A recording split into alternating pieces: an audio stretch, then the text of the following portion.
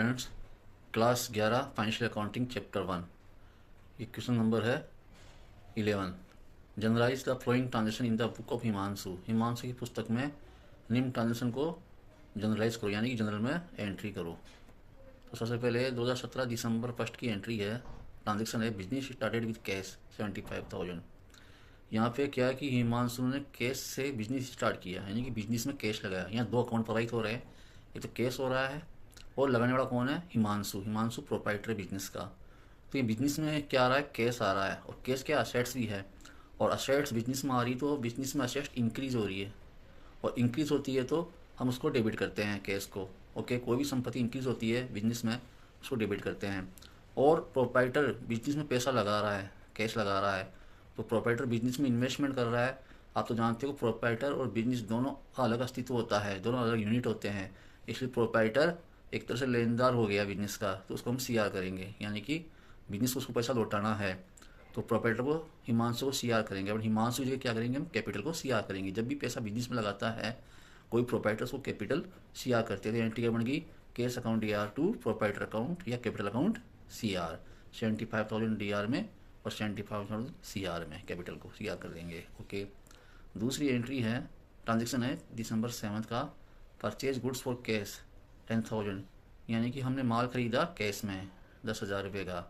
तो भाई माल खरीदा तो बिजनेस में क्या आ रहा है? अपने पास में माल आ रहा है, और जो भी बिजनेस में आता है उसको हम डेबिट करते हैं। ओके, और बिजनेस से क्या जा रहा है?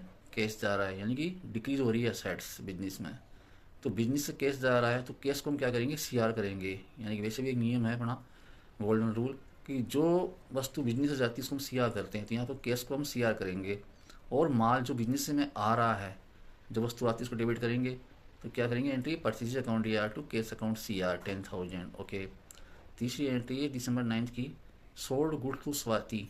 स्वाति को माल बेचा, यहाँ पे उधार से संबंधित है माल, कैश में नहीं बेचा, उधार बेचा है स्वाति को। स्वाति का नाम आया हुआ है इसमें, और कैश नहीं लिखा हुआ है तो हम उसको उधार ही मानेंगे एंट्री को। तो क्या हुआ?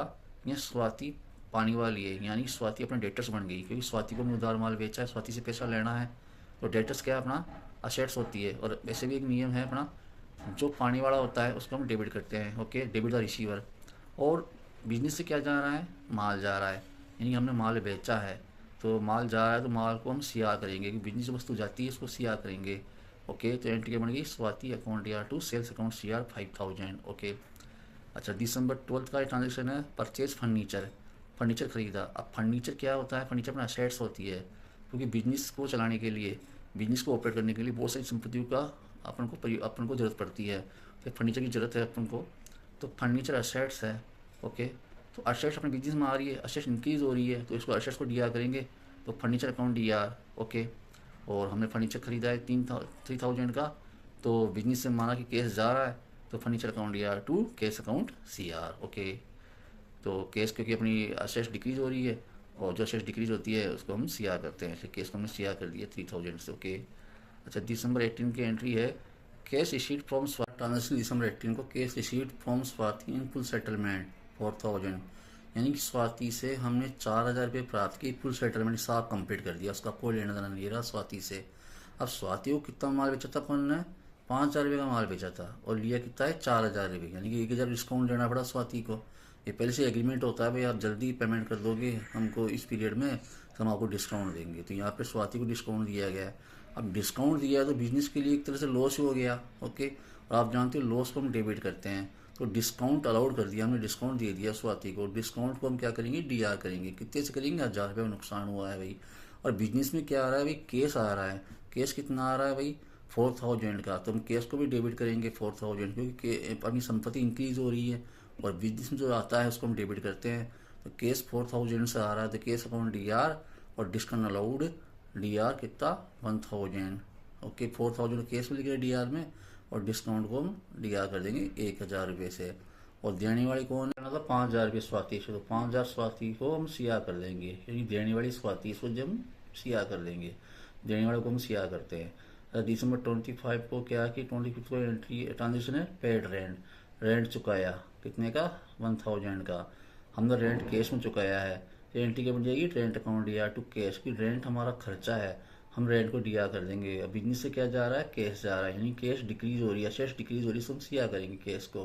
जैसे rent account D R to cash 1000 D R में और कैश में 1000 सी आर में। ओके, एंट्री बन गई rent account D R to cash. अगली है इसमें 30 पेड सैलरी, सैलरी चुकाई कितने की, 1500 रुपये की। ओके, तो एंट्री क्या करेंगे, salary account D R to cash 1500 D R में और सी आर में। ओके, सैलरी चूँकि अपनी खर्चा है, ओके, और खर्चा को हम डेबिट करते हैं। वैसे भी रूल है अपना कि नॉमिनल अकाउंट जो भी होता है अपना खर्चा है, लॉस होता है, उसे डेबिट करते हैं।